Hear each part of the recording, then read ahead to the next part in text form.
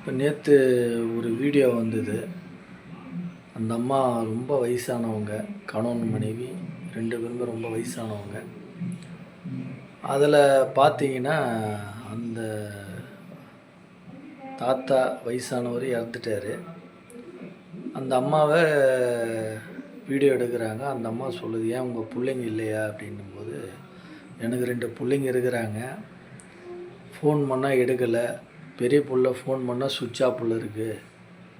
அப்படின்னுட்டு ரொம்ப வருத்தமாக அழறாங்க.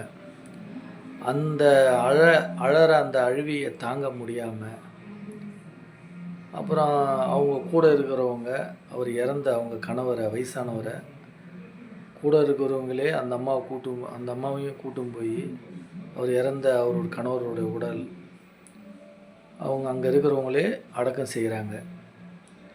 இது எதுக்கு சொல்கிறேன்னா, 2 மகன் இருக்கிறாங்க, சொந்த பந்தம் இவ்வளோ இருந்தும் ஒரு இறந்துட்டார் ஒரு அப்பான்னும்போது, நீங்கள் அந்த இறுதி சடங்கில் கூட கலந்துக்கலைன்னா இந்த சமுதாயம் எதை நோக்கி போயிட்டு இருக்கு?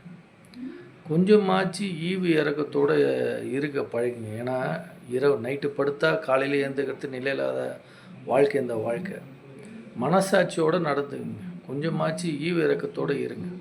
யாரும் இங்கே நிலையாக வாழ போகிறதில்ல.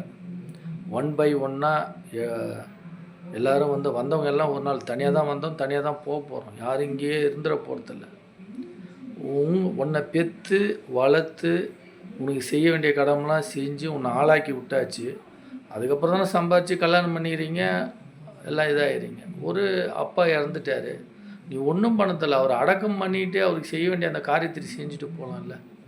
அதை கூட செய்ய வர மாட்டுறாங்க. அந்த அம்மா பாட்டிம்மா சொல்கிறாங்க, பெரியவனுக்கு ஃபோன் பண்ணால் ஃபோனு சுவிட்ச் ஆஃபு அப்படின்றாங்க. யாரும் இல்லைப்பா, நான் எப்படி ஒரு வயசானவர், நானும் வயசாகிட்டு இவரும் வயசாகி இறந்துட்டார், யாருமே இல்லை, அப்புறம் நான் என்ன செய்ய முடியும் அப்படின்னு சொல்லி அப்புறம் அங்கே இருக்கிறவங்க அடக்க மாட்டுறாங்க. ரொம்ப ஈவு இறக்கு இல்லாத செயல் இது. வன்மையாக கண்டிக்கிறேன். தயவுசெய்து இதுமாரி செயலை யாரும் செய்ய வேணாம். ஒரு உயிர் ஒரு வழியில் போகும்போது ஒரு புறாவோ இல்லை ஒரு நாயோ ஏதோ ஒரு உயிர் இறந்தாலும் அதை நம்ம எடுத்து ரோட்டில் போட்டு போகிறோம். இல்லை சில பேர் பாருங்கள், இந்த வீடியோலாம் பார்க்குறோம், சில பேர் நாய் இறந்தாலோ ஒரு உயிர், புறா, எந்த உயிர் இறந்தாலும் சில பேர் பார்த்தீங்கன்னா அதே அடக்கம் பண்ணுறாங்க.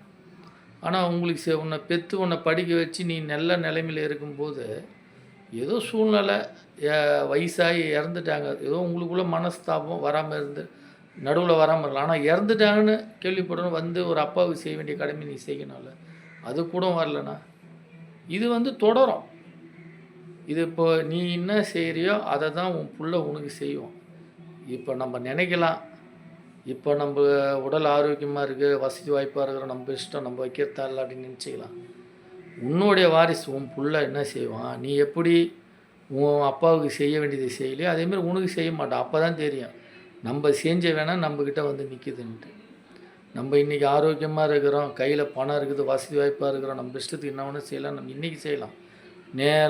நேரம் காலம் சூழ்நிலை எல்லாம் மாறும்போது அந்த நேரத்தில் தான், அந்த வழி வரும்போது தான் தெரியும்.